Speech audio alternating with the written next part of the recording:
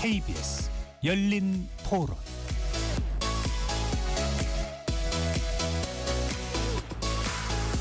안녕하십니까. KBS 열린 토론 배종찬입니다.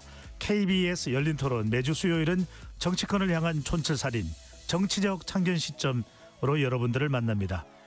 2025년 정기국회가 어제부로 마무리되었는데요. 오늘부터 임시국회 전국이 시작됐습니다. 여전히 민주당이 추진하고 있는 사법개혁안을 둘러싼 여야의 대치가 이어지고 있는데요. 충돌을 앞둔 국회 상황 짚어보도록 하고요.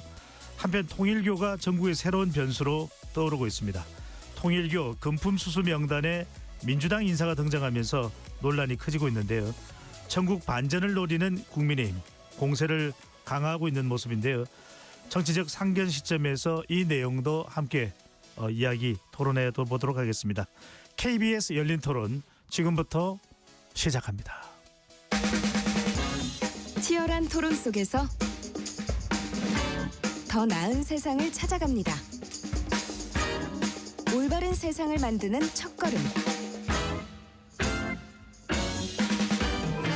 평일 저녁 7시 20분 KBS 열린 토론.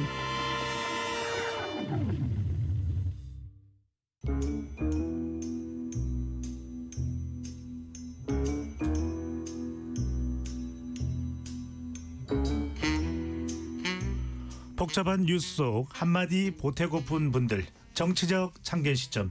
오늘 함께해 주실 네 분 소개합니다. 강전애 전 국민의힘 대변인 자리하셨고요. 네, 안녕하세요. 박명호 동국대 정치외교학과 교수 나오셨습니다. 안녕하세요. 장윤미 더불어민주당 대변인 자리하셨고요. 네, 안녕하세요. 최창렬 용인대 특임 교수 함께합니다. 예, 안녕하세요. 네. KBS 열린 토론 문자로 참여하실 분은 샵 9730으로 의견 남겨주실 수 있고요. 단문 50원, 장문은 100원의 정보 이용료가 붙습니다. KBS 1라디오의 모든 프로그램은 유튜브에서도 함께할 수 있으니까요. 많이 들어와 주시고 구독 꾹 눌러주시고 좋아요도 많이 보내주시면 좋겠습니다. 앞서 말씀드렸던 대로 통일교 관련 이슈가 정치권 쟁점으로 떠올랐습니다. 국민의힘은 이 민주당의 관련 성을 놓고 전국 반전을 노리고 있다는 이야기도 나오고 있는데요. 윤영호 전 통일교 세계본부장이 지난 재판에서 민주당 인사에게 금품을 건넸다는 증언을 하면서 파장이 커지고 있는데요. 오늘 결심 공판에서는 추가적으로 관련 인사를 실명을 거명하지는 않았습니다. 강전애 전 대변인 네. 어떤 상황으로 봐야 될까요?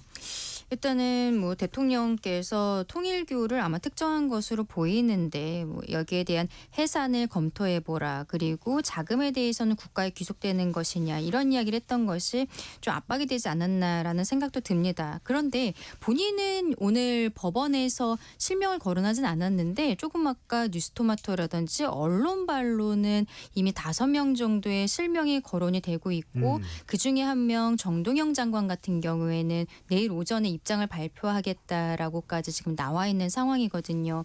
앞으로 전국이 좀 경색이 되지 않을까라는 생각을 합니다. 지금 5명 돈 받았다라고 언론에 보도된 사람들은 또 여당과 야당 측 인사들이 섞여 있는 것도 있어요. 지금 윤 본부장 입장에서는요. 본인들이 이번 사건에 있어서는 윤석열 전 대통령 측에 그러니까 국민의힘 측에 1억 4천만 원 정도를 지급한 것에 대해서 정치자금법 위반은 오늘 구형이 2년이 나왔거든요. 나머지 죄로 2년에서 전체 4년 구형이 나왔는데 이미 그 문재인 정부 때는 민주당과 통일교가 더 가까웠었다라는 주장을 하고 있어서 여기에 대해서 일파만파 커지고 있는 상황입니다. 그리고 전재수 장관에 대한 특정인의 이름이 나오면서 시계 2개 그리고 몇 천만 원 정도의 금품이 오갔다라는 이야기들이 나오다 보니까 전재수 장관도 내일 오전에 입국을 하면서 입장을 밝힐 것으로 예상이 되고 있는 상황인데요. 이 상황은 조금 더 길게 가게 되지 않을까. 특히 특검에 이따 다시 얘기하겠습니다만 공소시효의 문제라든지 이런 것에 있어서도 분명히 짚고 넘어가야 되는 상황이 오고 있다라고 생각합니다. 알겠습니다. 오늘 윤영호 전 통일교 세계본부장이 검찰에서 4년 구형을 받았습니다. 아직 선고가 내려진 건 아니고요. 최 교수님. 네. 일단은 이 언론 보도에서 추가적인 인물의 실명이 또 거론되고 있기도 하고 민주당이 상당히 좀 곤혹스러워진 것만은 분명히 보인다고 해야 될까요? 그렇죠. 오늘 윤영호 이제 그 전 본부장 입에서 실명이 나올 줄 알았는데 그러진 않았어요. 그래서 네. 어제 참 이제 내일 일이 참 관심이다라고 얘기했었는데 나오지 않았습니다만 지금 말씀하신 대로 전재수 장관 얘기 이미 다 퍼졌어요. 전재수 전 해양수산부 지금 현재 장관이죠. 아직 국내에 있지 않습니다만 일단 전재수 장관은 이제 본인이 완강히 부인하고 있어요. 통일교 측과 그런 일이 없었다. 금품 받은 적도 없고 시계 받은 적도 없다고 얘기하는데 아무튼 지금 이제 그 윤용호 본부장은 전 본부장은 진술해서 그렇게 얘기를 했단 말이에요. 네. 그런 상황이기 때문에 수사를 해봐야지 알겠죠. 그런데 아무튼 지금 전재수 장관은 부산시장 얘기도 많이 있던 이제 그런 인물인데 앞으로 어떻게 될지 모르겠습니다만 일단 이거를 민주당이 아직은 공식적인 입장을 잘 내고 있지 않는데 특히 내일 정동영 장관의 입장이 나온다고 하니까 그걸 보고 또 나오겠습니다만 사태 전개가 어떻게 될지 모르겠는데 이 부분을 절대로 적당히 같은 진영이라고 해서 넘어갈 문제는 아닌 것 같아요. 특히 이제 특검의 태도가 대단히 모호했다라는 표현은 그럴 수밖에 없어요. 왜냐하면 이게 알게 된 게 꽤 오래됐는데 특검에서 진술을 했다는 거 아니에요? 이걸 왜 이제 와서 이척을 합니까? 특검이 뭔가 이게 물론 이제 김건희 특검, 내란 특검이 김건희 특검이죠. 김건희 특검의 수사 대상은 아니라고 합니다만 이게 지금 이 사건 이 수사에서 인지된 수사는 할 수 있게 돼 있는 거거든요. 법 자체가. 많이 그렇게 했어요.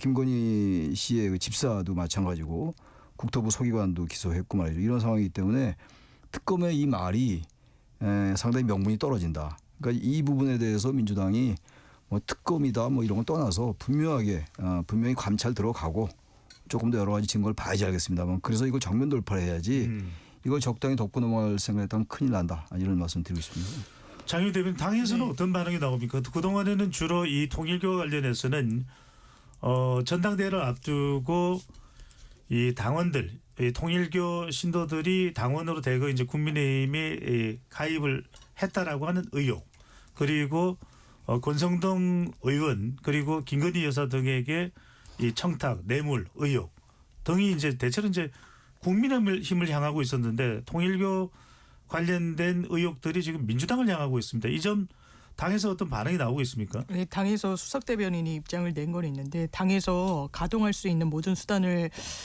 동원해서라도 이 진상 파악은 할 것이고 네. 뭐 당 윤리감찰단에 회부하는 방안도 열어놓고 고민하겠고 다만 이 뭐 당에서는 강제 수사권을 갖고 있다거나 한 부분은 없다 보니까 수사를 지켜봐야 되는 부분이 있을 것 같고요. 그런 부분은 있는 것 같습니다. 이게 기본적으로 김건희 특검이고 김건희 씨가 그 윤영호랑 주고받았던 문자, 대화, 녹취 이런 부분을 종합했을 때 대선과 그 윤석열 대통령이 당선됐던 그리고 그 이후에 김기현 전 대표가 당선됐던 전당대회에 통일교 신자들이 상당히 대거 입당을 했고 그리고 그 이후에는 쪼개기 후원 등을 하기도 했다.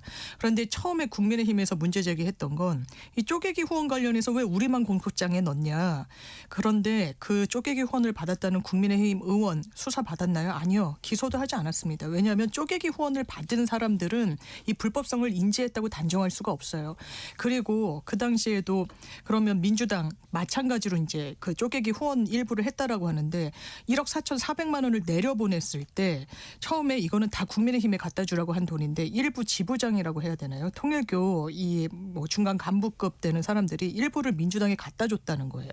그 부분에 대해서는 특검이 이 수사가 촉발됐던 부분 그리고 집단적으로 내려갔던 돈에 초점이 맞춰졌기 때문에 그 특정이 됐던 거고 윤영호 씨가 추가로 과거에 뭐 증언대에 서서 그리고 과거에 특검 조사에서 뭐 민주당 인사들을 이야기했다라는 게 뭐 지난 8월이었다라는 겁니다.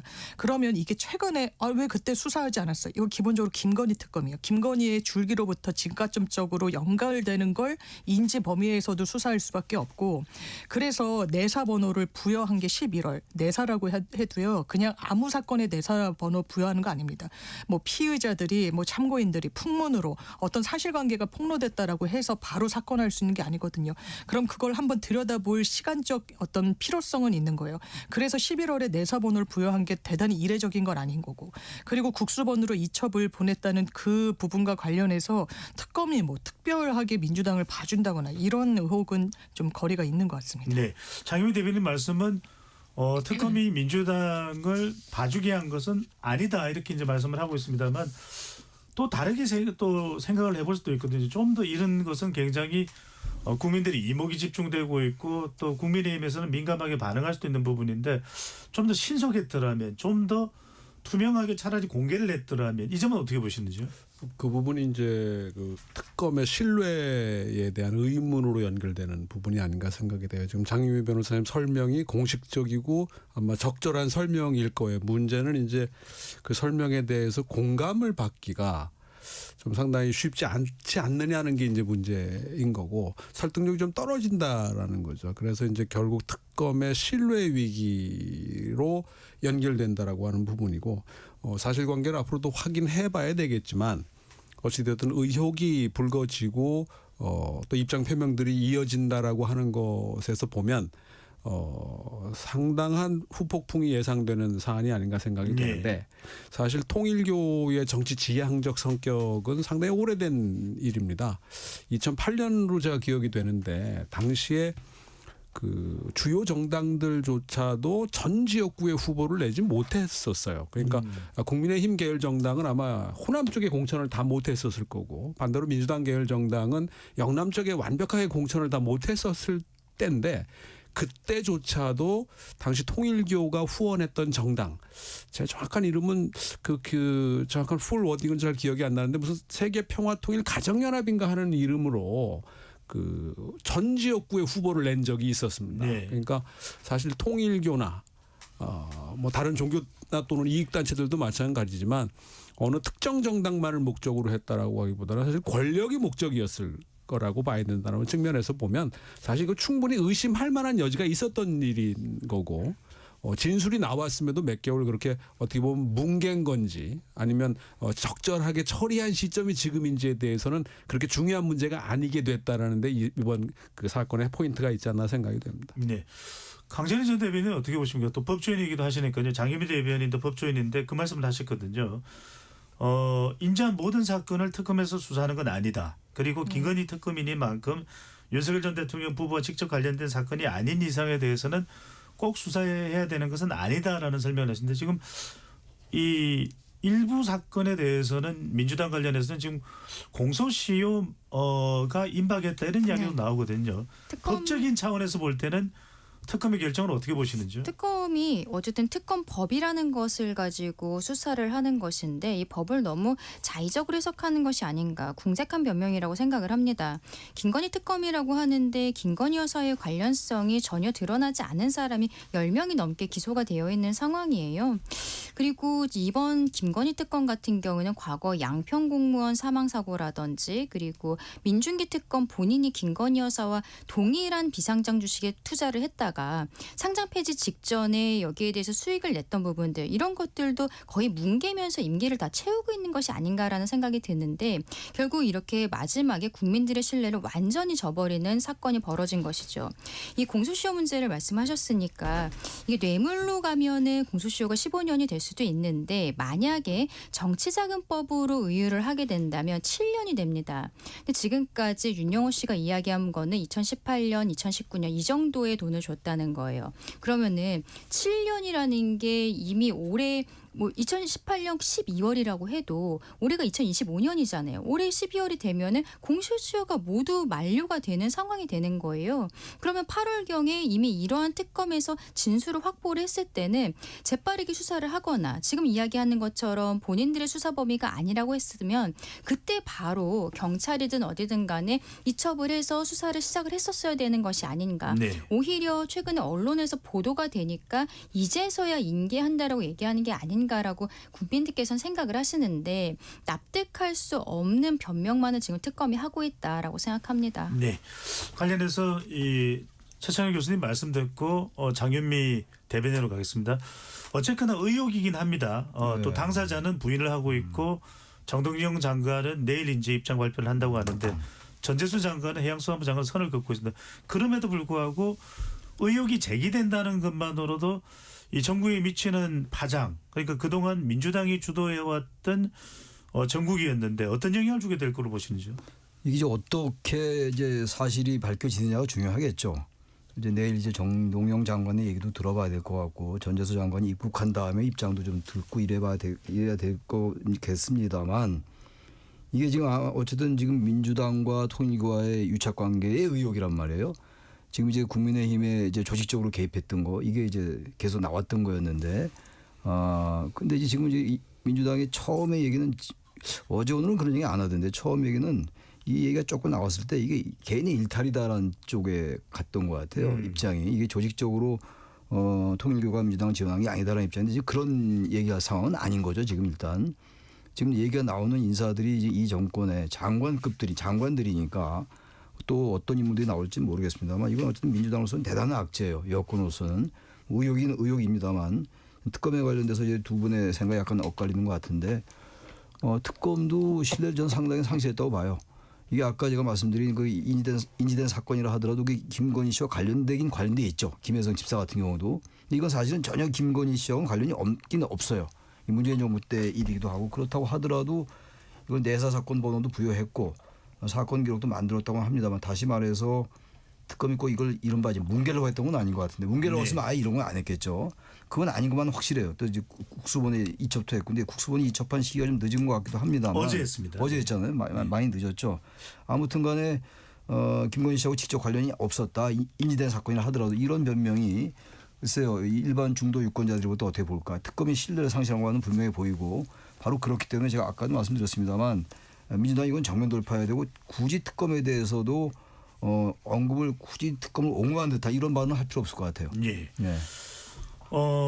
지금 최창 교수님 말씀은 정면 돌파를 해야 된다는 얘기를 주셨는데 장혜미 대변인께 한 가지 좀 확인을 해보겠습니다. 지금 몇몇 보도에서는 통일교 출신이 인사가 민주당의 당직자가 됐다고 하는데 이건 진상이 어떻게 됩니까? 이게 당직이라기보단 아마 그 저번 당대표 당시에 저희가 직능 단체나 아니면 뭐 이렇게 종교 단체의 어떤 중요 역할을 하시는 분들한테 그냥 어떻게 보면 형식적인 실제로 당에 와서 일을 하시는 건 아니니까요. 네. 이제 임명장 뭐 이런 것들을 드리게 되는데 그 당시에 이제 민주당 측에서 통일교 인사에 대해서 이 사람이 뭐 지금은 윤영호 씨가 2인자라고 하는데 윤영호 씨가 통일교에서는 배척당한 이후에 뭐 그 자리에 올랐다 뭐 이렇게 지칭되게 되는 보도에 따르면 그 인물이 이제 그 임명장을 하나를 받았다는 건데 그게 사실 뭔가 통일교와 민주당이 연결고리가 있다거나 이렇다기보다는 그 당시에 해당 보도에 따르다도 어떤 특정 의원이 굉장히 통일교와 좀 비교적 가까워서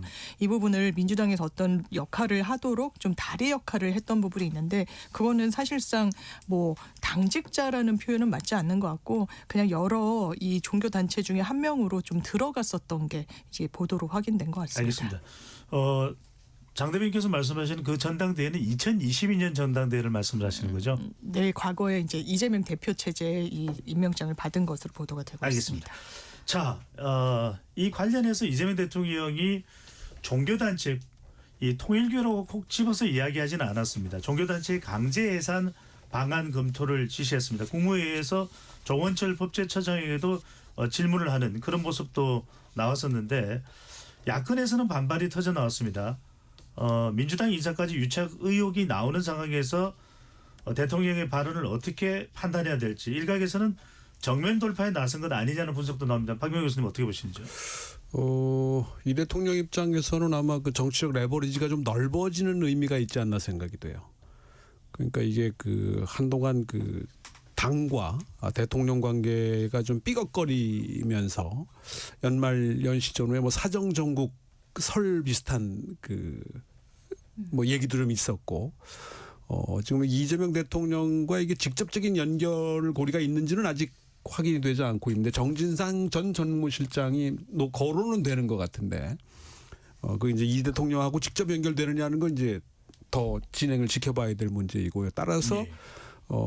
아직까지는 오늘 현재로서는 이 대통령이 상당히 자유로운 입장에 있는 상황인 것 같고 그런 면에서 전재수 장관이라든가 또 현재 거론되는 분들이 당 인사들이기 때문에 대체로 전현직 국회의원들이고 그런 면에서 보면 이재명 대통령의 당에 대한 어떤 그 정치적 그 레버리지가 좀 더 넓어지는 의미가 현재로서는 있지 않나 생각이 되는데 이게 이제 그 어떻게 진행이 되느냐 이제 사실관계 등이 확인이 되고 지금 이제 드러난 인사들만 현재 그 정도이지 예. 미로 짐작컨대 과연 거기까지가 끝이었겠느냐라고 하는 부분에서 보면 여권 내에 어떤 그 좀 섣부른 감은 있지만 이 권력 관계라 세력 판도의 변화까지도 가져올 수 있는 잠재력이 있지 않나 생각이 되고 다만 이제 국민의힘이 이런 상황을 어떻게 활용할 수 있겠느냐는 것도 이제 별개의 문제가 아닌가 생각이 돼요. 그전에 대장동 항소 포기권이라든가 또 현지 논하권이라든가 등등 에서 보면 이걸 이제 받아 먹을 수 있는 준비가 돼 있는 것인지에 대한 의문이 이제 존재하는 것 같고 그러면서 보면 이게 정치권 전반에 대한 이제 국민들의 그 의심과 또는 비판의 그 논조 안에 이제 갇힐 가능성도 있다고 보여지는 부분이 있죠. 알겠습니다. 최 교수님, 대통령의 이 종교단체 강제 해산 방안 검토 통일교로 꼭 찍지는 않았습니다. 네, 그렇죠. 어떻게 해석을 하시는지요? 게다가 이제 그 민법 38조 얘기가 나왔잖아요. 그 법제처장 입에서. 예. 그 민법 38조의 내용이 그런 거예요. 그 원래 그 허가할 때 그 취지에 어긋났을 때 법인의 활동이 주무관청이 허가를 취소할 수 있다 이런 얘기예요. 그리고 이제 이재명 대통령이 그 전에 해산이라는 단어 쓴 적이 있죠. 해산이라는 단어 쓴 적이 있어요. 저 지난주인가 그때쯤에. 그러니까 이건 이제 통일교를 의식한 거로 보기에 충분하죠. 합리적인 이제 생각이 드는 건데 통일교가 글쎄 민주당과의 관계가 어떨지 모르겠어요. 전혀 예단할 수 없는 것이고 단정할 수 없겠습니다만 통일교가 어쨌든 자신들의 사업을 성취하기 위해서 상당히 전방위적으로 정치권과 접촉했던 것만 분명해 보입니다. 이미 뭐 국민의힘과는 그 드러났던 것이고 권성동 의원은 이미 구속도 됐고 말 이런 상황인데 민주당 인사까지 나오고 있는 상황입니다. 그래서 종교 분리 원칙이 분명히 지켜져야 되는 건데 전 대통령이 그 원론적인 원고를 했다고 보는 것이고 이런 발언도 했다고 이제 보도가 됐어요. 대통령이 이거 민주당이나 국민의힘 따질 거 없다 뭐 이런 취지의 얘기를 했단 말이죠. 저는 그건 맞는 말이라고 봐요. 정말 통일교가 물론 종교 단체이긴 합니다만 여러 가지 종교 활동도 하겠습니다만 이렇게 사회적 물의를 일으키고 단순히 종교와 정치 관계를 떠나서 우리 사회로 볼 때 과연 이러한 단체가 유익한 것인가? 그리고 거기 민법에 보면 말이죠. 공익이란 말도 나와요. 공익에 부합하지 아니할 경우도 나온단 말이에요. 예. 그 이제 주무관청이 허가를 취소할 수 있는 문제가. 근데 이게 이런 문제가 또 있죠. 이 특수성 있는 게 종교 단체이기 때문에 해산이나 이런 거를 잘못 언급하거나 그쪽으로 일을 추진할 때 이게 종교 탄압의 프레임이 될 수가 있어요. 이건 대단히 조심스러운 문제거든요. 통일교 믿는 분이 다 그런 것도 아니란 말이죠. 이런 부분들이 현실적으로 정치에 영향을 미치고 있고 대단히 부정적인 이제 상황으로 흘러가고 있는 상황이기 때문에 네. 오히려 이재명 대통령으로서는 말이죠. 민주당 인사가 그랬든 말든 현직 장관이든 아니든 있는 그대로 하면 돼요. 일단 국수본에 사건이 입접됐으니까 수사 결과를 보고 거기에 따라 행동하면 된다 생각하고 특검에 대해서도 특검도 물론 인지된 사건이 아니라고 합니다만 어쨌든 간에 미심쩍은 게 분명히 있단 말이에요. 비판에서 완전히 자유롭기는 어려운 게 분명해 보여요. 제가 볼 때. 그렇다면 이재명 대통령이 그 특검이다 뭐 민주당이다 의식하지 말고 정말 잘못된 종교단체에 대해서는 사회적 숙고가 필요하다라고 저는 생각을 하고 말이죠. 해산해야 된다 이런 주장까지는 저는 아직은 안 하겠는데 또 하나 문제가 민주당이고 국민의힘이고 이거 잘못된 인식을 가지고 이 잘못된 돈을 받고 이런 사람. 예. 이거 뭐 전혀 이건 내란하고 관계 없는 거예요. 계엄하고도 관계 없는 것이기 때문에 이재명 대통령이 어느 하나 속된 말로 꿀릴 게 없죠. 오히려 저는 이재명 대통령이 아까 박 교수님이 그런 취지 말씀하신 걸 해석을 했는데 있는 그대로 하면 돼요. 이거는. 이거 이재명 정부 때 일어난 일이 아니잖아요. 문재인 정부 때 일어난 일이고 우리 문재인 정부 때 민주당 소속이었습니다만 전재수 의원도 그렇고 그렇다 하더라도 이거는 분명하게 진실이 뭔가를 가지고 가야지 이걸 괜히 어중간하게 진영놀이로 갔거나 우리 편이니까 편드는 발언 같은 거 민주당 의원 누구라도 그건 오히려 상당히 역풍이 불 수 있다. 예. 알겠습니다. 이게 저는 그 약간 첨언을 좀 하면 이 대통령의 스타일 같은데 그 백혜룡 건하고 그다음에 그 집단 퇴장 그 변호사들 관련한 지시 그다음에 이번에 이제 이렇게 뭐 사실상 통일교를 지칭한 걸로 해석되는 그 해산 관련한 언급들 그러니까 이제 상당히 구체적이거든요. 근데 대통령의 스타일인 것 같고 이게 이제 대통령의 업무 처리 방식이면서 동시에 권력 관리 방식인 것 같아서 이런 것들이 지금 사례가 좀 모이고 있는데 이게 과연 좋은 건지 이게 과연 적절한 건지에 대한 좀 의심이 좀 들어요. 대통령의 발언에 대해서 한 가지 좀 생각하는 게 왜 대통령이 지금 한 3일 연속 통일교에 대해서 언급을 하고 있는가. 오늘 윤영호 본부장의 발언을 막기 위한 것이 아니었나라고 아까 초반에 말씀드린 부분도 있습니다만 최근에 언론의 보도에 따르면은 통일교가 그러니까 대선 과정에 있어서 윤석열 캠프뿐만이 아니라 이재명 캠프와도 접촉을 했고 그게 건진법사 전성배 씨의 재판 과정에서 녹취가 나왔는데 그 안에 정진상 실장이라는 이름이 나오지 않았습니까? 예. 그러면 여기에 대해서 수사는 이루어져야 되는데 결국에는 이재명 대통령에게까지도 수사가 뻗칠 수가 있는 것이죠. 그것을 미리 커트하기 위해서 대통령 입장에서는 이러한 강경한 모습을 보이고 있는 것이 아닌가라는 생각도 듭니다. 그리고 이재명 대통령은 여러 가지 사법 리스크를 가지고 있는데 과거에도 대장동 사건이나 이런 것들을 보면은 주위의 최측근들 같은 경우에는 줄줄이 유죄 판결을 받아서 구속이 돼도 본인은 아무것도 몰랐다라고 하는 이런 형태의 주장들을 하고 있거든요. 이번에도 그런 것들을 염두에 둬서 더 강경한 발언들을 하고 있는 것이 아닌가라는 생각도 듭니다. 알겠습니다. 장현미 대변인 그리고 최창현 교수님 차례로 발언 기회를 드리겠습니다. 장현미 대변인 어떻게 보시는지 이렇게 강전의 전 대변인은 통일교 이슈와 이 대통령과 관련성을 지금 국민의힘이 주장하고 있다라는 의미인데요. 어떻게 보시는지요? 정확하게는 정진상 씨가 입장을 낸 게 있어요. 이게 통일교에서도 만났다가 아닙니다. 접촉을 시도했다예요. 정진상의 입장이 나온 거는 전혀 만난 바가 없다. 라고 나왔기 때문에 거기에 대통령까지 언급하는 건 굉장한 신시상조라는 생각이 들고 또 제가 아까 최창현 교수님 말씀에 많이 이게 좀 수긍이 되는 게 이건 민주당에서도 이게 뭐 개인 일탈이든 뭐든 이거는 수사를 안 받을 도리가 없습니다. 당에서도 이게 해당 행위로까지 읽힐 수 있기 때문에 실제라면 이거는 진상조사를 할 수밖에 없는 거고 대통령 입장도 마찬가지입니다.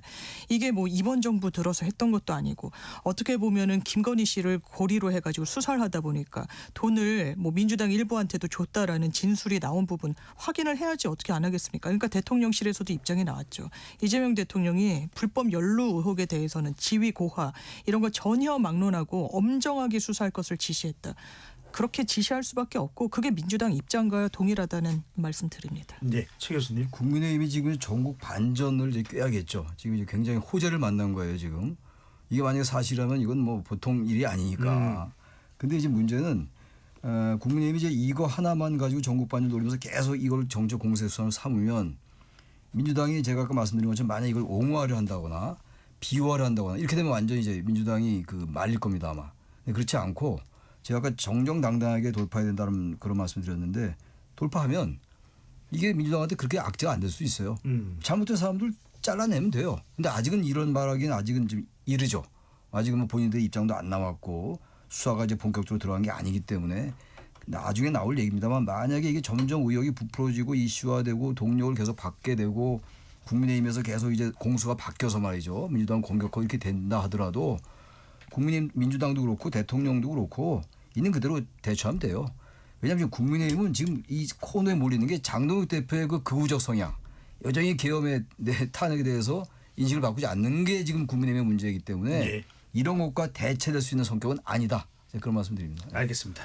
자 이번에는 국회로 가보겠습니다.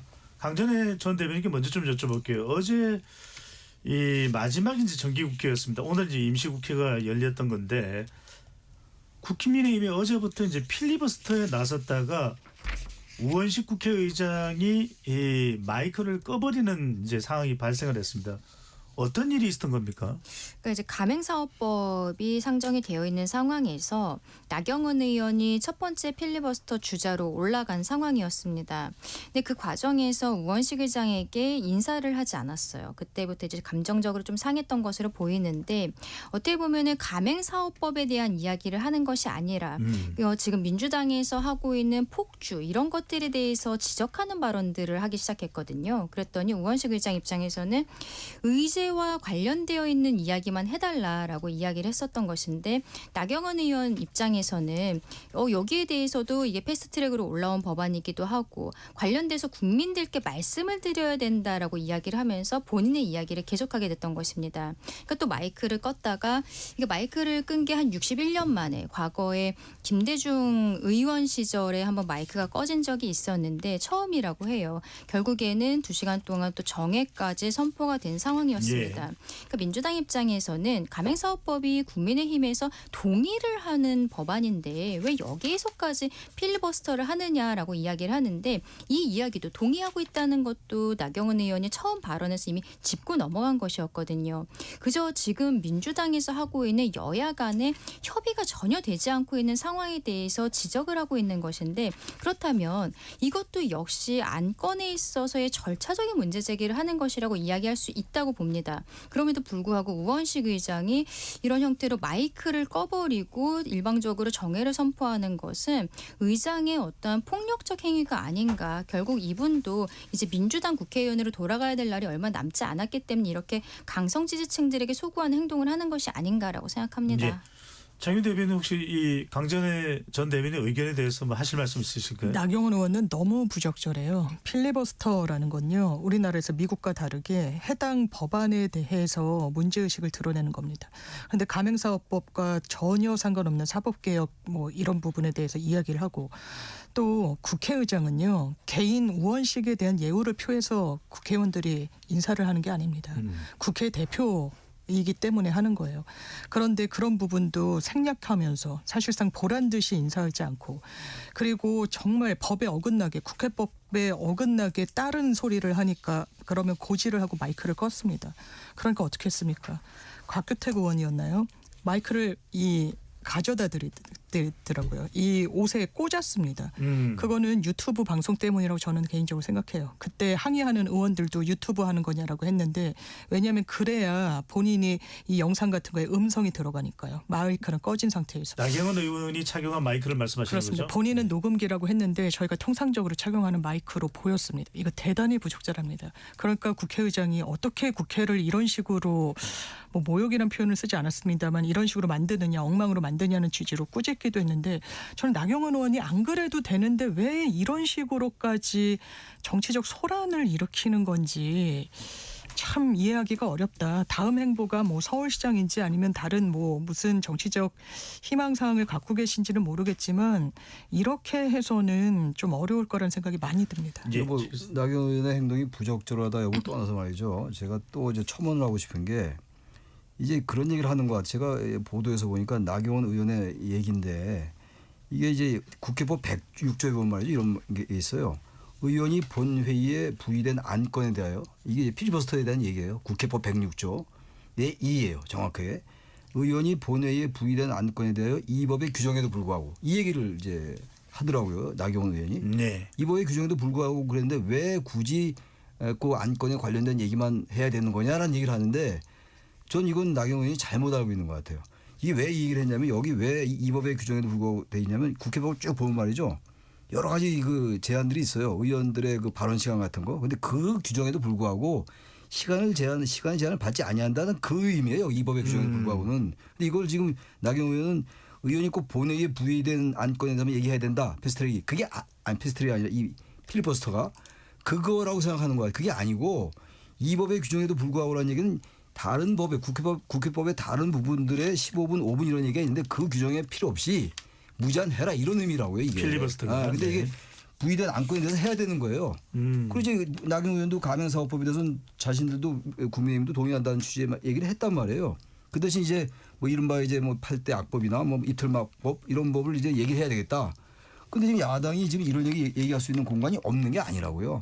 이건 잘못된 거예요. 그러니까 나경원 의원의 인식이 글쎄 제가 잘못 해석했는지 모르겠으나 이 법의 규정에도 불구하고란 조항이 있는데 왜 내가 이 안건과 관련 없는 말을 했다고 해서 나를 왜 막느냐라고 하는 건 틀렸다 이런 얘기를 드리는 거죠. 나경원 의원 옳고 그름을 떠나서 말이죠. 근데 아까 이제 마이크 단 거에 대해서 문제 제기한 것은 과거에 민주당 강선 의원 같은 경우에도 이렇게 마이크를 차고 들어온 적이 있었거든요. 본인은 뭐 의사 진행에 있어서 전혀 방해가 되지 않았다라고 강선 의원 측에서는 이야기를 하고 있기는 합니다. 근데 저는 우원식 의장의 이렇게 마이크를 끄는 행위가 폭력적이었다라고 말씀을 드리는 게 결국 나 의원이 이야기하고 있는 거 국민의힘에서 문제 제기하는 하는 것은 이런 절차에 있어서 여야가 전혀 협의가 되고 있지 않다는 부분을 지적하고 있는 거거든요. 그렇다면 우원식 의장 입장에서는 잠시 정회를 선포를 하고 양당의 원내대표들을 불러서 이걸 앞으로 어떻게 본회의를 계속 진행을 할 것인지 또 예. 임시회에서는 어떻게 진행할 것인지를 이야기를 하는 게 먼저였다고 생각하는데 그러한 절차도 하지 않고 그냥 마이크를 꺼버리고 일방적으로 이런 식으로 진행을 하는 것이 문제가 있었다. 그렇게 알겠습니다. 말씀을 드리는 겁니다. 예. 자, 이 모든 게 이 대치 국면의 이유일 텐데 박명 교수께는 이렇게 좀 여쭤보겠습니다. 지금 정청래 더불어민주당 대표는 내란 전담 재판부를 연내에 입법하겠다 하고 이야기하고 있고 위헌 소지에 대해서 이 부분은 줄여야 된다라는 시각에 대해서 추미애 법사위원장은 위헌 시비가 있을 뿐 위헌 소지는 없다. 민주당이 너무 겁을 먹고 있다. 이렇게 또 이야기를 하고 있습니다. 지금 내란 전담 재판부 설치 법안 추진 어떤 생각을 가지고 계시는지요? 글쎄요, 뭐 법적으로 뭐 추미애 위원장도 판사 출신의 변호사니까 법적인 건에 대한 논리는 다양할 거고, 다만 저는 조국 혁신당에도 변호사 의원들이 많은데 조국 혁신당에서조차 우려하는 게 그 추미애 위원장의 그 주장의 어떤 반론이 되지 않을까 생각이 예. 돼요. 이건 자기들이 봐서도 지금 그렇다라고 하는 거기 때문에, 그리고 위헌 소지, 위헌 그 가능성을 줄인다는 이건 OX 문제인데 무슨 뭐 그 게이지를 달아서 무게를 따라서 측정하는 것처럼 이야기를 하는 건데 아마 저는 속도와 수위를 조절하지 않을까 생각이 돼요. 일단 그 좀 무리스럽다라고 하는 것에 대해서도 여론의 반향이 어느 정도 있다라고 보는 거 아닌가 생각이 되고, 다만 지금은 뭐 민주당이나 국회의원들이 여야를 불문하고 하고 싶은 거 다 할 수 있는 시간이기 때문에 이제 그 시간도 얼마 남지 않았지만 아마 그런 상황을 충분히 즐기고 있는 게 아닌가 생각이 됩니다. 예. 그래서 우상호 정무수석은 2심부터 내란 재판부를 가동하자는 게 대통령의 뜻이다라고 이렇게 또 전달을 하기도 했습니다.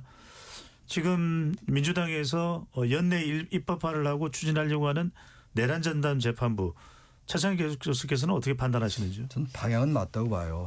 내란 전담 재판부가 나왔던 이유가 있어요. 이게 전혀 뜬금없이 나온 게 아니고 수없이 얘기를 많이 하는 겁니다만 어쨌든 사법부가 애매한 태도를 취했었어요. 5월달에 사법부의 그 이제 이재명 그 당시 대선 후보에 대한 파기환송심도 그랬고, 또 대선 날이 결정됐는데 고등법원 파기환송심에서 그 2심에서 날짜를 6월 19일로 잡은 것도 그렇고 6월 3일이 대선인데, 그리고 난 다음에 그 또 법원에서 윤석열 전 대통령 또 석방했고 말이죠. 이런 일련의 사안들, 게다가 내란 재판도 늦어지고 있고, 또 혹자도 이런 얘기를 해요. 또 그게 늦어지는 게 아니다. 근데 자꾸 이걸 일반 형사 사건을 보면 안 될 것 같아요. 제가 볼 때. 저는 뭐 기본적인 저희 개인 생각인데, 그리고 또 하나가 그렇다고 하더라도 그 내란 전담 재판 뭔가 윤석열 전 대통령에 대한 여러 가지 법기술적인 이런 게 워낙 많았기 때문에 지금의 사법부의 행태로 볼 때 이게 정말 상상하지도 않을 일이 일어나는 게 아니냐, 뭐 이런 생각들 하는 거 아니겠어요? 뭐 사법부에 대한 불신 같은 게 깔려 있는 건데, 그래서 내란 재판부의 존재는 좀 필요하다고 보는데, 문제는 이게 법리적으로 말이죠. 이게 잘못되면은 내란 재판 자체가 지연될 수가 있다고요. 그리고 나중에 만약에 이 법률이 제정이 돼가지고 내란 특별법이 만들어져서 법원이 위헌 법률 심판을 청구하면, 만약에 그 헌재에서 이게 위헌 판결이 내려지면 속된 말로 끝이에요. 완전히 그동안에 이게 다 무효가 되는 거예요. 이거 보통 살벌한 얘기가 아니에요. 그러니까 이건 그 마음은 저도 충분히 알겠고 저도 동조하는데, 정말로 이건 정교하게 정말 돌다리 안에도 두드러져 가야 되는 것이지 법리는 그렇게 간단한 게 아니거든요. 그런 점에서 저는 이거 지금 방법을 법원을 어떻게 같이 이제 그 임발부 시켜가지고 법원이 좀 자발적으로 나서게 하는 방법으로 가서 위헌 소지를 차단해야 된다. 예. 그런 방법을 제시하고 싶습니다. 알겠습니다. 이건 뭐 따로 별도로도 많이 논의되는 주제라서 궁금한 거 하나 여쭤보겠습니다. 어제 장윤미 대변인께 여쭤봐야 될 것 같습니다. 어제 이재명 대통령과 정청래 대표가 비공개 만찬회동을 가졌네요.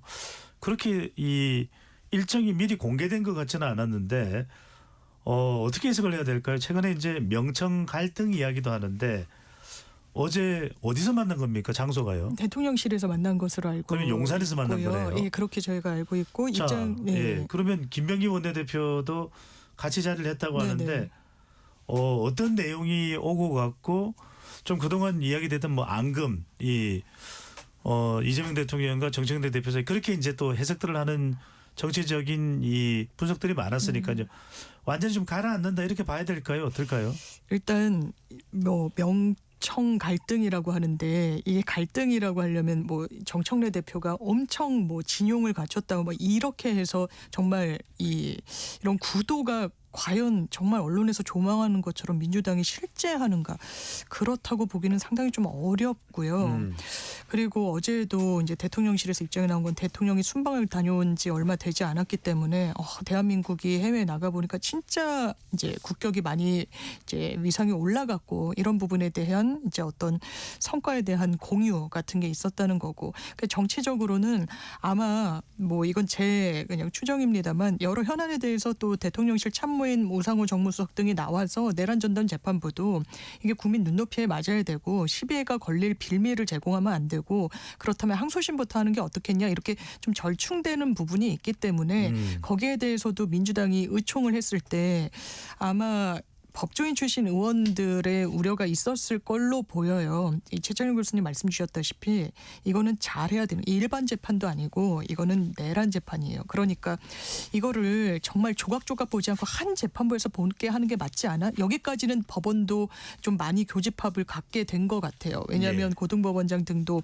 이건 집중심리를 항소심에 올라오면 하겠다. 다만 이게 당장 오늘 내란 전단 재판이 됐을 때 피고인들이 위헌법률 심판 제청 신청할 겁니다. 법원 기류를 보더라도 그렇게 헌재로 넘길 거예요. 그러면 재판은 중단되는 거예요. 그건 민주당 지지자들 그리고 국민들이 원하는 방향은 최소한 아닐 겁니다. 그걸 막기 위해서 추미애 의원이 그러면 내란 사건은 워낙에 엄중하니까 한도적으로 그 사건에 한정해서 위헌법률 심판 제청이 이뤄지더라도 재판을 멈추지 말아야 된다. 이것도 위헌 대상이 될 거예요. 이 피고인들이 어떻게든 지연해야 될 동인이 있으니까. 그러면 재판은 중단되는 겁니다.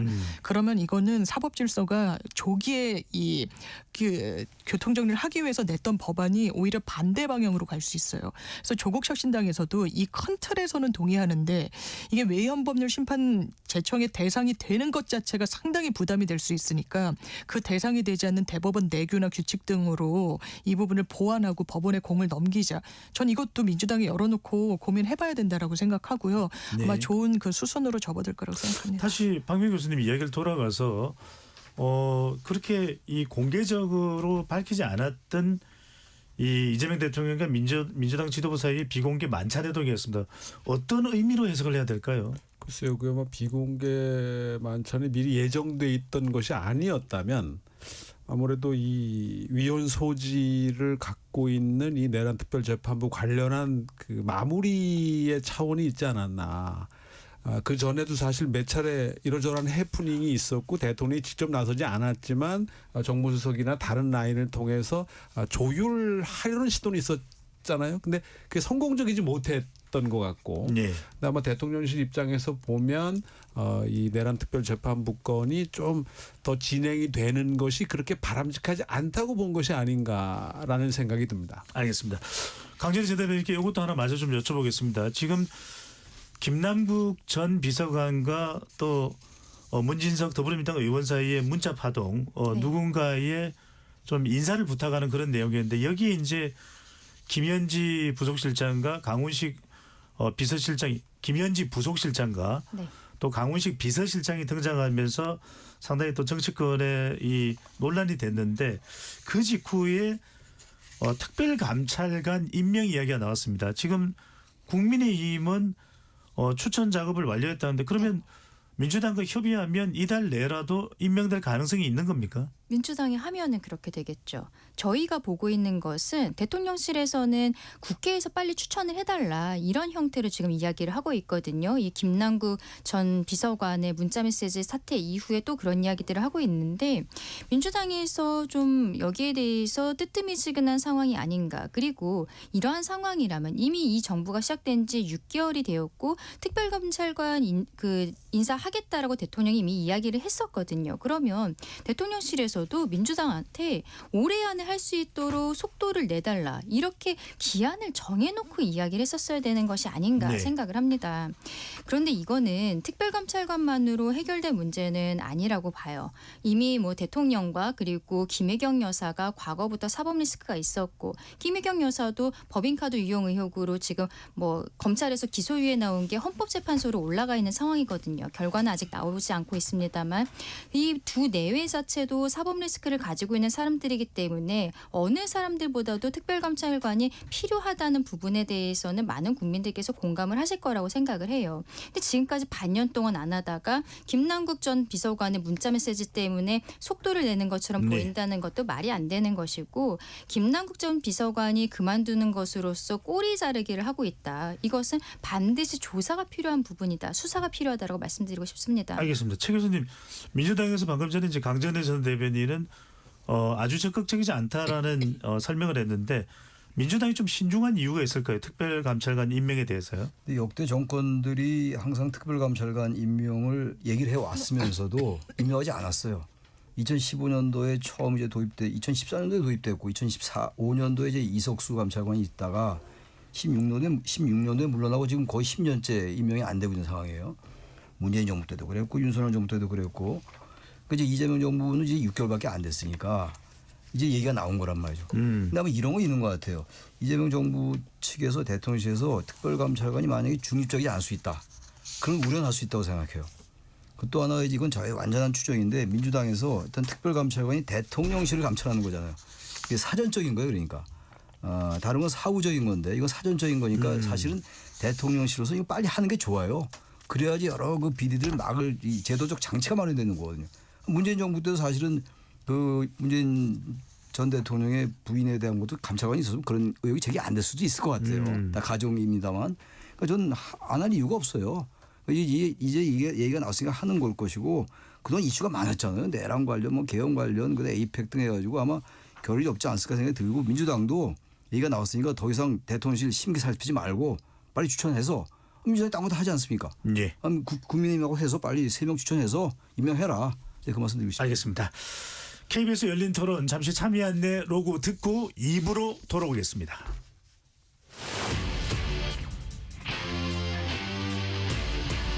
토론에 정답은 없습니다. 토론이 세상을 바꿀 수도 없습니다.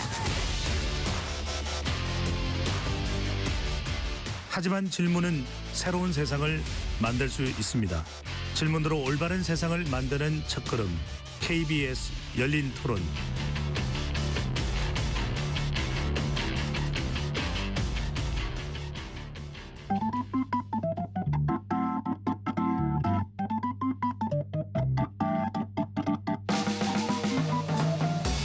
세상을 바꾸는 질문, 열린 토론이 시작합니다. KBS 열린 토론은 언제나 열려 있습니다. 단문 50원, 장문 100원의 유료 문자 샵 9730 그리고 KBS 어플리케이션 콩으로 여러분의 의견을 남겨주세요. KBS 열린 토론 2부 이어가겠습니다. 수요일은 여의도 정가를 향한 촌철살인 정치적 참견 시점으로 진행하고 있습니다. 스튜디오에 최창렬 용인대 교수, 장윤미 더불어민주당 대변인, 박명호 동국대 정치외교학과 교수, 강전혜 전 국민의힘 대변인 네 분과 함께하고 있습니다. 박 교수님, 네. 이재명 대통령이 또 아주 관심을 크게 끈 발언을 했습니다. 바로 정원호 서울 성동구청장입니다. 내년에 있을 지방선거에 이 유력 서울시장 후보로 이제 거론이 되고 있는데 상당히 극찬을 했습니다. 네. 잘하긴 잘합디다. 그리고 본인의 또 성남시장 시절에 또 역할도 소화를 했고요. 끝에 명함을 내밀기도 힘들 정도다. 어떻게 봐야 될까요? 그 앞서 그 백혜룡 건 또 집단 퇴장 검사들 관련한 지시, 그다음에 이번에 그 통일교 지칭하는 그 해산 관련한 지시, 그 네 번째 사례가 아마 지금 이 사례가 저는 개인적으로는 주목하는데 상당히 구체적이고 타임을 타이밍을 적절하게 찾은 모습으로 해석이 돼요. 그러니까 우발적인 이야기는 아닌 것 같아.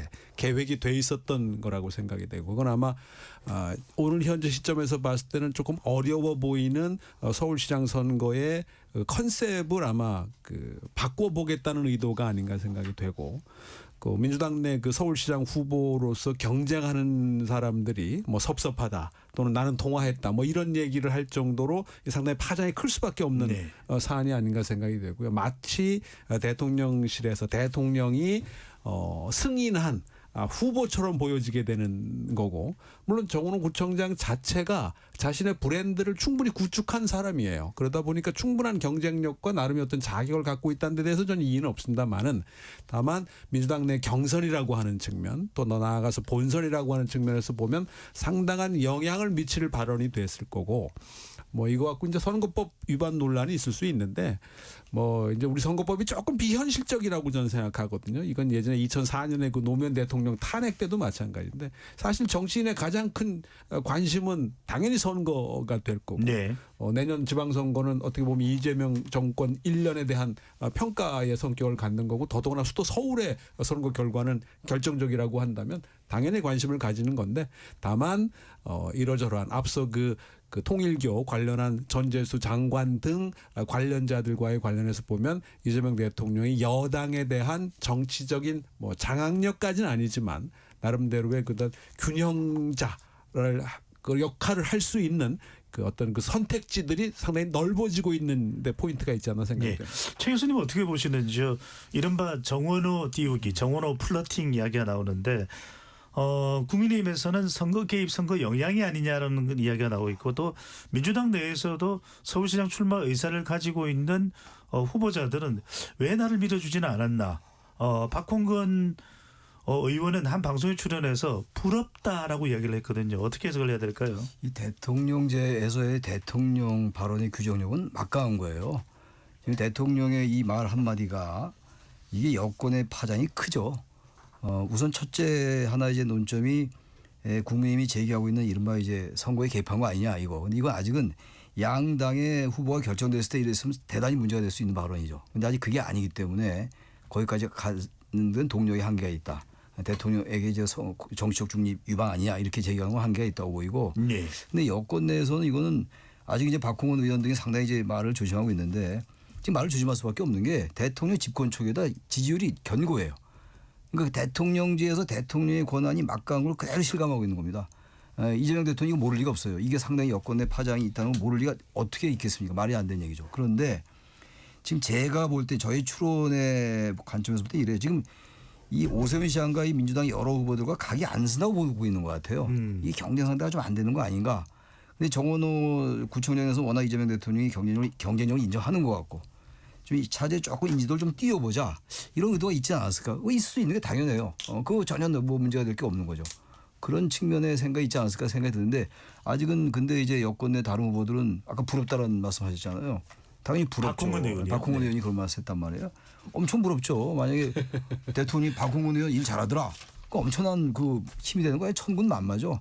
이건 볼 때 이재명 대통령의 상당한 그 여러 가지 글쎄 이런 말씀 드리면 뭐 할지 모르겠습니다만 이런 여권 내의 이 역학구도 이런 것도 저는 의식 안 하고 얘기했다라고 보긴 좀 어렵지 않느냐. 저는 개인 생각입니다. 네. 이게 당내 역학구도까지도 고려한 이재명 대통령의 발언이었다. 이렇게도 해석을 하십니다. 자, 이번에는 정청래 대표 이야기 안 할 수가 없습니다. 지난 5일 야심차게 추진했던 1인 1표제가 무산이 됐습니다. 최고위원 보궐선거가 위기론도 나옵니다. 정청래 대표 쪽 사람이 아닌 정청래 대표와 각을 세우는 인물이 최고위원 보궐선거에 꿰차고 들어오는 거 아니냐라는 또 해석도 나오고 있고요.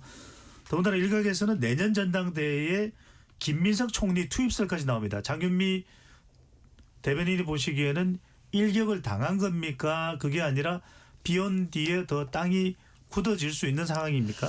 그런데 1인 1투표제 같은 경우에는 이게 정청래 대표의 문제의식만은 아니고 이재명 대통령이 당대표 당시에도 그때도 이제 표의 등가성을 위해서 권리당원과 대의원 1대1로 맞추려고 했는데 그거는 한꺼번에 너무 많이 바꾸게 되면 왜냐하면 거의 20대 1로 낮추는 것도 그때도 저항이 좀 있었거든요. 그래서 중간 이제 완충 역할을 하도록 당원 단계 개정이 있었고 그러면 이 전당대회 때 정청래 대표가 1인 1투표를 본인의 대단히 시그니처 공약으로 내걸었던 부분이 있어요. 일각에서는 본인의 연임을 염두에 두고 한 거 아니냐라고 해석이 나오는데 이게 전당대회 당시에는 뭐 연임을 할지 이런 부분이 뭐 다 예측이 되지 않는 상황에서 예. 본인의 어떤 당원 주권주의가 워낙에 이 지금 정치 길을 걸어왔을 때 확고한 신념이다 보니까 당원분들께 이제 약속드렸던 부분이 있고 다만 이 부분에 대해서 대의원에 대한 예우 이런 부분에 대한 어떤 TF 마련, 대안 마련 그리고 안건 같은 것도 추가로 보완을 했습니다만 아직은 이제 좀 시기상조라는 판단을 중앙위원들이 내렸던 것 같고 그래서 정청래 대표도 이거는 당장 다시 재부의하거나 하지 않고 문제의식을 계속 가져가겠다. 다만 이제 지방선거를 당장 치러야 되는데 이게 다수 내부 경선을 갈 때는 그냥 국민 경선이 좋지만 이게 뭐 결선에서 한다거나 이럴 때는 이 형식적 실질적으로 필요하기도 하고 유의미한데 막 4-5명이 경선을 하는데 국민들 일반 시민 여론조사 상당히 또 떨어지거든요. 그래서 이 부분은 권리당원 이제 위주로 가자고 하는 부분도 되게 아깝게 이제 부결이 돼서 이게 중앙위원 참석자 중에 과반이 아니라 이제 전체 제적의 과반이다 보니까 아주 근소한 표차로 부결이 되지 않는데 이거는 지방선거 채비를 위해서라도 추가로 이 부분은 바로 이제 다시 재부의할 예정입니다. 네, 정청래 대표가 네, 맞습니다. 손해 본 것 같지는 않아요. 그러니까 이게 이제 그 중앙위원회 구성이 뭐 한 590명대로 이게 언론마다 보도가 좀 다르더라고요. 근데 지방 의원들이 다 중앙위원도 아닌 구조예요. 그러니까 다 자치단체 장이거나 국회의원이거나 당협위원장이거나 고참 당직자 등으로 구성이 돼 있는 거거든요. 그러니까 어떻게 보면 1인 1표주의하고 반대되는 기득권 내 그 연합으로 이제 보여질 수밖에 없는 구도인 거예요. 그러면서 보면 정청래 대표가 근소하게나마 실패는 했지만 정치적으로는 큰 실패는 아니다라고 하는 측면이고 또 이재명 대표 때부터 해오던 그 연장선상에서의 어떻게 보면 마무리 수순에 지금 들어가 있었던 거에다가 명분이 일단 그 정 대표 쪽에 있다라고 하는 부분에서 보면 뭐 수위는 유지하면서 속도 조절에 들어간 게 아니냐 하는 생각이 좀 듭니다. 저는 네, 조금 다르게 생각하는데 네, 강전의 대변인 전 대변인 말씀하시고 최 교수님 가겠습니다. 근소하게 뭐 실패했다라고 지금 우리 박 교수님 얘기하셨지만 이게 중앙위를 일주일을 미뤘었거든요. 그런데 그러면 일주일 동안에 정청래 대표 입장에서는 여기에 대해서 사활을 걸었을 것이라 생각합니다. 이 사람들이 다 굉장히 고관여층이기 때문에 한 명 한 명 저는 전화를 돌렸을 거라고 생각을 해요. 근데 이게 한 590명, 600명 좀 안 되는 분들 중에서 200명이 넘는 숫자가 아예 표결에 참여를 안 했어요. 그렇다면은 이분들은 부결 쪽에 마음이 가 있었다라고 저는 봐야 될 것 같거든요. 그래서 정청래 대표가 저는 이번에 중앙위 결정은 완전히 패배한 것이다라고 생각을 하고 그런 관점에서 이재명 대통령이 정원우 구청장 이야기를 한 것이 아닌가 싶습니다. 내년 지방선거에 있어서 공천 이런 것들이 원래는 당내에서 이루어지는 것이지만 지금 민주당을 실질적으로 장악하고 있는 것은 나 이재명 대통령이다라는 것을 보여주기 위해서 정원우 구청장에 대해서 굳이 실명을 언급한 SNS 글을 올렸다고 생각하고요. 이제 1인 1표제가 실패로 돌아간 다음에 정청래 대표의 태도를 보기 위해서 저는 어제 저녁에 만찬을 했다라고 생각을 하거든요. 본인이 접고 들어올 것인지 아니면은 계속적으로 명청 갈등이 계속될 것인지를 보기 위해서 어제 부른 것이 아닌가라고 생각을 합니다. 정청래 대표 입장에서는 어쨌든 1인 1표제가 실제로 이재명 대표 시절부터 추진해왔던 것은 맞기 때문에 명분은 있어요. 내년 전당대회에서 이번 박찬대 후보에게 대의원 선거에서 크게 졌었던 기억이 있기 때문에 그 전에 분명히 다시 재부의를 할 것이라고 생각하는데 그 과정에 있어서 대통령실에서와의 갈등 이런 것들은 조금 더 증폭이 되지 않을까라는 생각도 듭니다. 다들 말씀하셨으니까 딴 말씀은 안 드리겠는데 1인 1투표제가 이게 여권 내에서의 상당히 핵심 이슈가 될 수밖에 없는 게 아까 명청 갈등 얘기가 나왔잖아요. 그러니까 장금희 변호사 말씀처럼 저도 거의 동의하는 게 있어요. 왜냐하면 명청 갈등이라는 말 자체가 잘 안 맞아요. 제가 아까 다른 제 얘기하면서 대통령의 집권 초기다. 그리고 이게 대단히 지지세가 안정적이다라는 말씀 드렸잖아요. 대통령의 권력이 이렇게 만만한 권력이 아니에요. 그리고 특히 이제 이 정청래 대표의 세력이 완전히 세력화되어 있는 것도 아니에요, 사실은. 근데 이거 자꾸 이제 언론이 명청 갈등 그러는데 저는 일단 그 언론의 그 용어 자체가 조금 이제 현실을 정확히 반영하지 못하고 있다고 보는 것이고 아무튼 내년 이게 곧 이제 1월 달에 그 최고위원 선거가 있잖아요, 민주당에. 거기 어쨌든 이 친 이재명계 인사들과 유동철 위원장이나 뭐 이런 사람 얘기 나오는 거 아닙니까? 거론되고 있습니다. 이건태 의원 얘기도 나오고 있고 이거 이제 친명 쪽의 인사들이란 말이죠. 명청 갈등이란 말에는 동의할 수 없습니다만 친명 친청 분명히 있긴 있어요 또. 근데 어쨌든 거기 최고위원 선거에서 이런 게 갈릴 때 이 1인 1투표제는 대단히 중요한 변수가 될 수가 있어요. 이게 절대로 이게 만만한 이슈가 아니에요, 여권 내에서. 그러니까 이건 대통령실에서 대단히 예민하게 보고 있는 겁니다 지금. 그런 면에서 볼 때는 아까 말씀하신 그 강전애 변호사 말도 일리가 있죠. 그 상황을 좀 보기 위해서 또 뭐 이런 것도 있었겠죠. 지금 내란 재판부의 법안 내란 특별법에 대해서 조율하는 것도 있었을 거고 만나는 거 뭐 지나간 이슈입니다만. 그래서 어쨌든 1인 1투표제는 이건요 계속 이슈로 남아 있을 거예요 아마. 지금 이 민주당 그리고 여권 내에 그 정청래 대표가 연임하려는 거 아니냐 이 논리하고 또 김민석 총리를 바로 그래서 견제하기 위해서 당 대표를 투입하는 거 아니냐 이런 추론들도 있는 거 아닙니까? 네. 그거와 다 연결돼 있어요. 그래서 저는 1인 1투표제 이 문제는 대단히 이건 이제 그 휘발성이 강한 이슈다 여권 내에서 저는 그렇게 봅니다. 아주 큰 이슈다라는 말씀 주신데 이번에는 국민의힘으로 가봅니다. 강전애 전 대변인께요. 인요한 전 혁신위원장 그리고 현 비례의원이었는데 사퇴를 했습니다. 네. 어떻게 받아들여야 됩니까? 진영 정치는 이제는 더 안 된다는 이야기를 하긴 했습니다만 최근에 국민의힘 내에서 중진들의 쓴소리가 나왔거든요. 네. 쓴소리 결정판으로 봐야 될까요? 저는 그렇게 보일 가능성이 굉장히 높다고 생각을 합니다. 인요한 전 의원이죠. 의원 같은 경우에는 혁신위원장으로 저희 당에 처음 발을 디디게 됐고 그리고 비례대표로 당선이 된 이후에는 최고위원까지 됐었거든요. 그리고 어떻게 보면은 윤석열 전 대통령에 대해서 옹호하는 발언을 굉장히 강하게 이야기를 했었던 적도 있었습니다. 그런데 오늘 본인이 사퇴의 변을 보면은 양 극단으로 치닫고 있는 그 여야 간의 갈등을 넘어서서 저희 당이 혁신하지 않는 모습에 대해서도 쓴소리를 하는 듯한 이야기들이 있었거든요.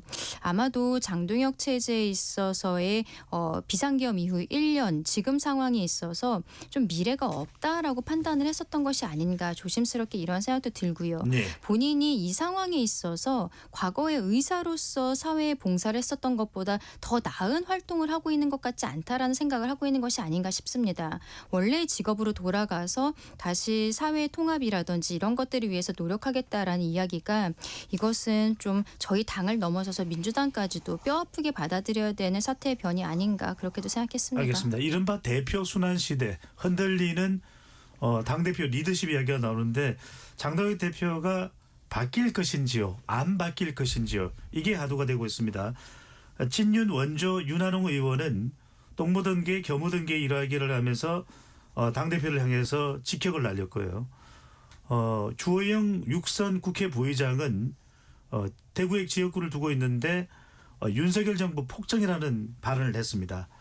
자, 이런 상황에서 이 인요한 비례의원의 사태까지 나왔는데 장현미 대변인 어떻게 보시는지요? 이 위기의식이 국민의힘 내부에서 의원들을 중진 의원들을 중심으로 해서 고조됐다 이렇게 봐야 될까요? 네, 그렇게 봅니다. 그런데 장동혁 대표가 과연 뭐 여기서 본인 뜻을 굽히거나 아니면 다른 신변상의 변화가 있을 것 같지는 않아요. 장동혁 대표는 오히려 내부 총질하지 말라고 일갈하고 있고요.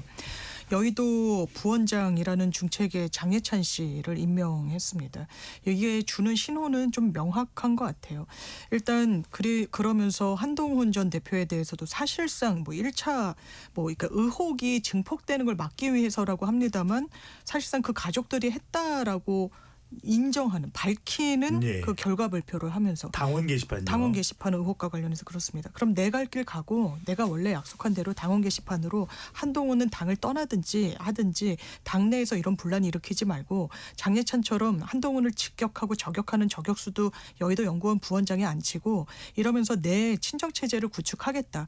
그리고 내년만 넘어가도 지방선거 코앞이에요. 이제 선거운동 돌입해야 되고 채비해야 됩니다. 그때 당대표를 교체 한 해 만에로 분란이 용인될 수 없어요. 국민의힘이라는 그 큰 정당에서. 네. 그러니까 12월까지만 어떻게든 이 본인이 뭐랄까요? 뭐 인내 내지는 버티거나 아니면 그냥 본인 전략을 계속 고수하면 당대표는 계속 아마 장동혁이라는 이 당대표 체제에서 국민의힘은 그 지방선거를 치러야 될 겁니다. 알겠습니다. 장동혁 대표는 동대문구 구의원인 김세종 의원을 쓴소리 위원장으로 임명했습니다.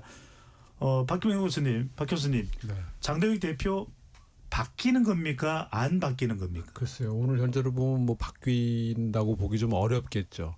그 지난주 우리 한국정치학회에서 계엄 1년 평가 학술회의가 한 패널이 있었는데 거기에 재밌는 주제 중에 하나가 그 김문수 후보의 득표율하고 지금 이제 그 국민의힘 지지율 사이의 그 코어 그룹들을 이렇게 분석을 해봤는데 제일 안쪽에 부정선거론자들이 있고 그다음에 이제 개헌 불가피론자들이 있고 그 바깥에 이제 탄핵 불가론자들이 있고 이렇게 이제 연결이 되고 있거든요. 그러니까 안으로 갈수록 이 비중이 좀 떨어지고 있는 거죠.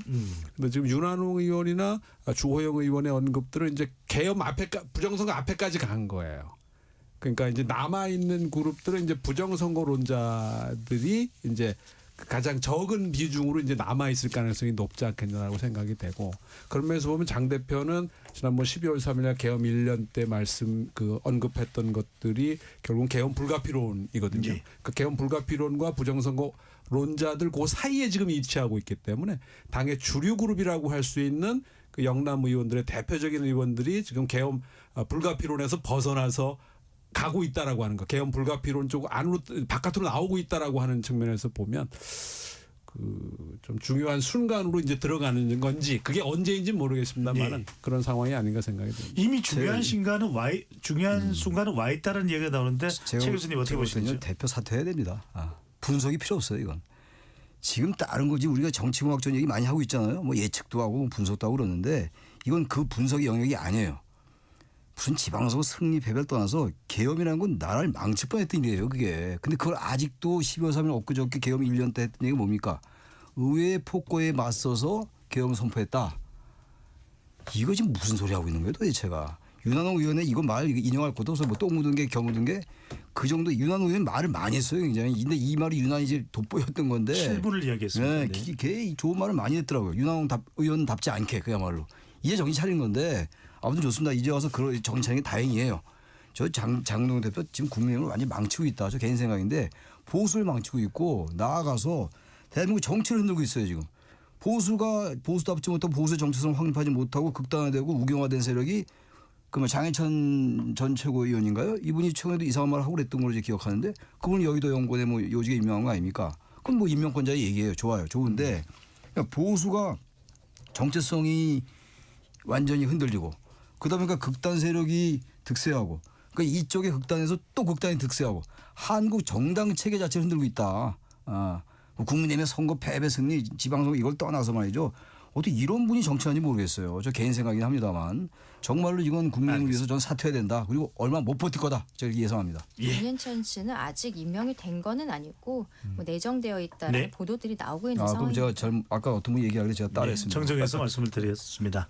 KBS 열린 토론 이것으로 모두 마무리하겠습니다. 오늘 함께해 주신 박명우 동대정치교육학과 교수, 최창렬 용인대 특임 교수, 강전의 전 국민의힘 대변인, 장현미 더불어민주당 대변인 네 분 말씀 고맙습니다. 네, 감사합니다. 지금까지 KBS 열린 토론 배종찬이었습니다.